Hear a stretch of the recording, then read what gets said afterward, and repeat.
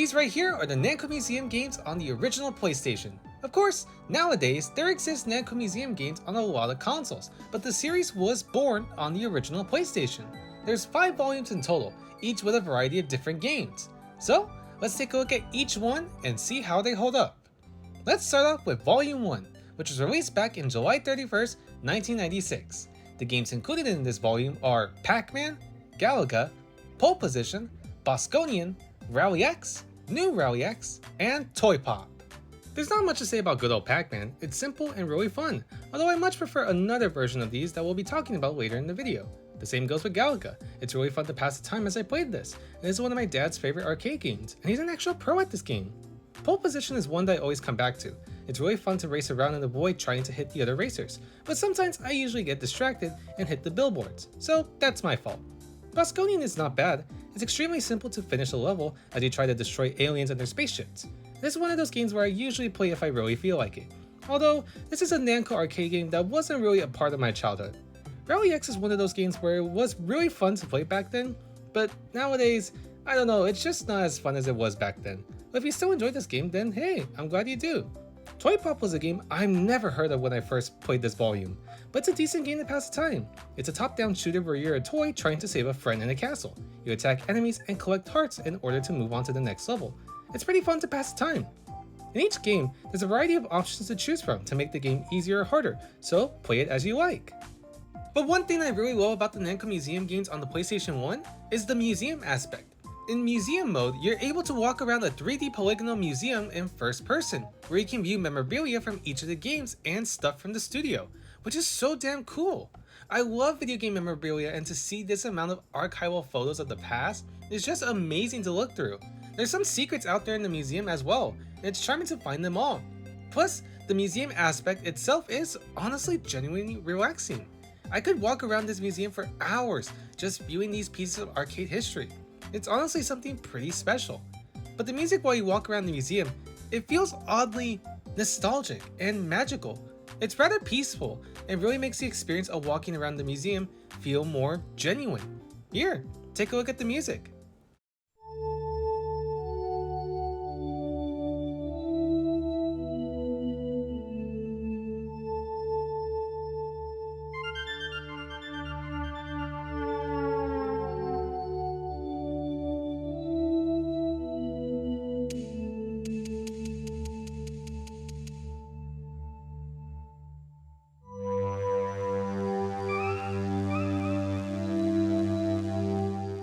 Overall, Volume 1 has a decent variety of games to play and a great start to the series. So, let's move on to Volume 2, which was released back in September 30th, 1996. The games included in this volume are Xevious, Mappy, Gapless, Grobda, Dragon Buster, and Super Pac-Man.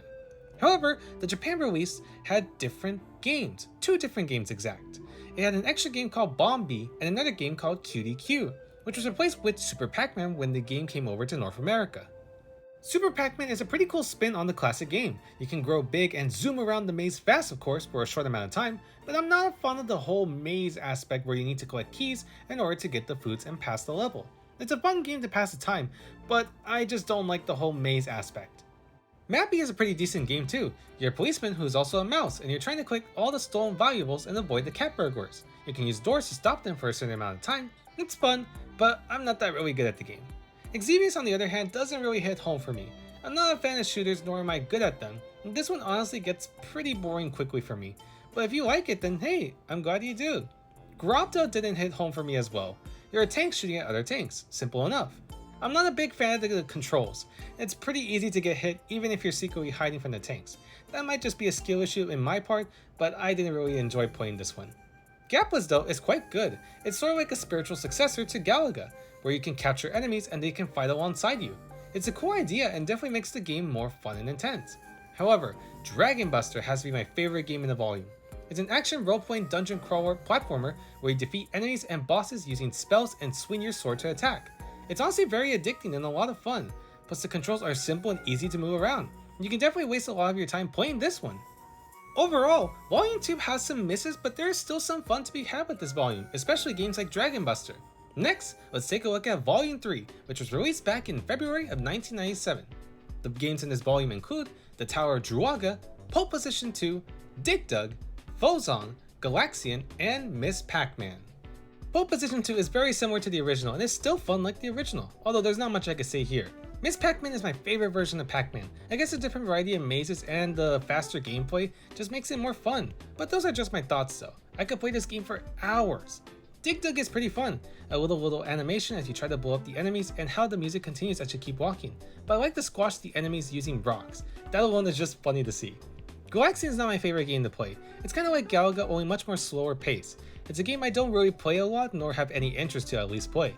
The Tower of Druaga is a game I can never really get myself into. You're a knight trying to save your beloved princess as you walk your way toward the tower. I'm not a huge fan of the very slow paced gameplay. It makes some playthroughs feel boring. I guess this isn't my cup of tea. Fozon is one of the most interesting games in the volume. You're trying to match the pattern in front of you, and you move around a small black atom called a chemic, collecting passing molecs to create the pattern, while avoiding a clump of balls named the atomic. It's easily one of the most unique games in the volume, and I could lose hours playing this because of how simple and puzzling this game can be. Overall, Volume 3 has another nice selection of games to offer. Some may be fun while others may not. It just depends on the games you're looking for. Let's take a look at Volume 4 now, which was released back in June 30th, 1997. The games in this volume include The Return of Ishtar, Ordyne, Assault, Pac-Land, and the Genji and the Haiki clans. Pac-Man is really cool. It's a side-scrolling platformer where you control Pac-Man and make your way to the end of the stage while avoiding obstacles and ghosts. The controls will need some time to get used to, but it's a pretty charming game. Assault is cool. There's a lot of cool animations throughout and you can jump high to attack from above and see the whole map. Although the controls are pretty difficult to get used to, as you're using both the D-pad and the buttons along with the L1 and R1 buttons to move around, so it's kinda confusing. The Return of Ishtar is actually the sequel to the Tower of Druaga. In this game, the dungeons are much more open and you have control of both the knight and the princess as you make your way down the tower to escape. The controls are a bit difficult as well since you're controlling two characters at the same time, but this is a much better game to play than the original. Ordyne is a very colorful shooter. It's fun to control and has a lot of charm to it, and I love how fast paced the game can be. Definitely a must play if you like shooters. The Genji and the Haiki clans is the most unique game out of the bunch. It's an action side-scroller with a ton of variety of gameplay. From top-down to side-scroller, it has a great amount of way to change the game to be more fun and challenging. I love how chaotic the screen can be as more and more enemies appear. Plus the aesthetic of it has a lot of personality to it all. Easily a must play if you like fast hack and slash style games.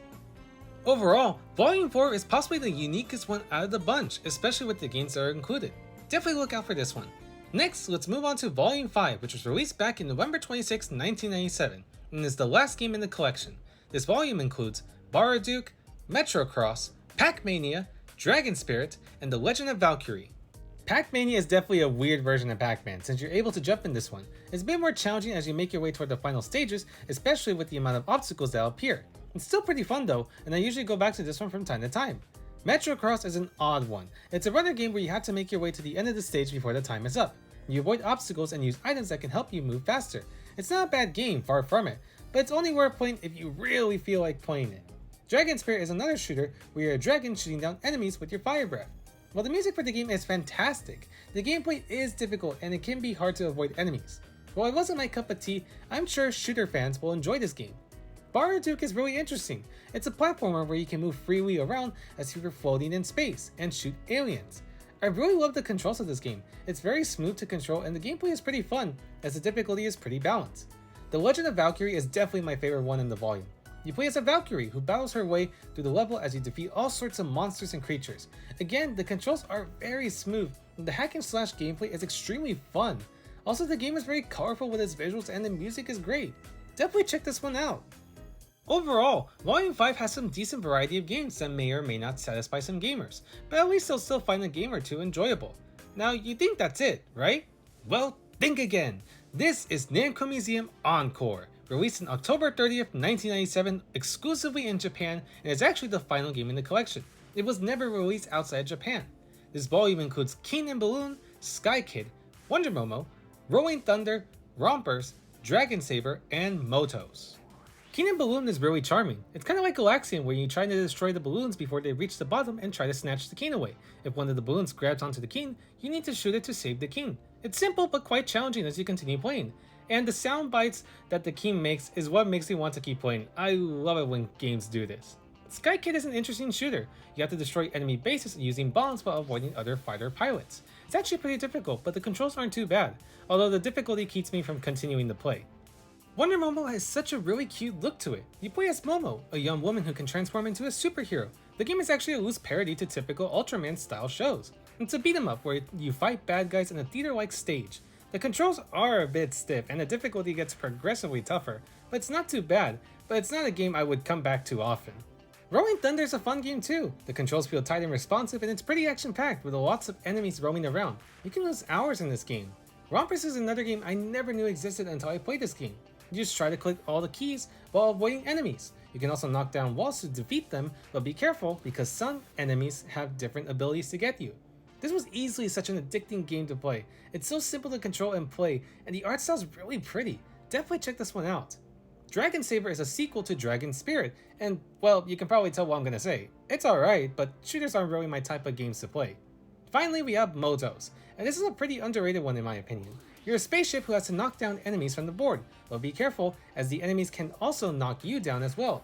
You can use power-ups to make the game easier too, and it gets pretty addicting and fast-paced. It has a really simple gameplay, yet it can be tough to be a pro.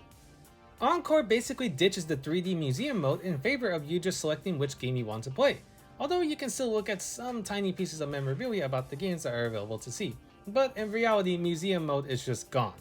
Overall, Encore is not a bad way to end the collection. It's got a decent selection of games with lots of variety that will entertain some players.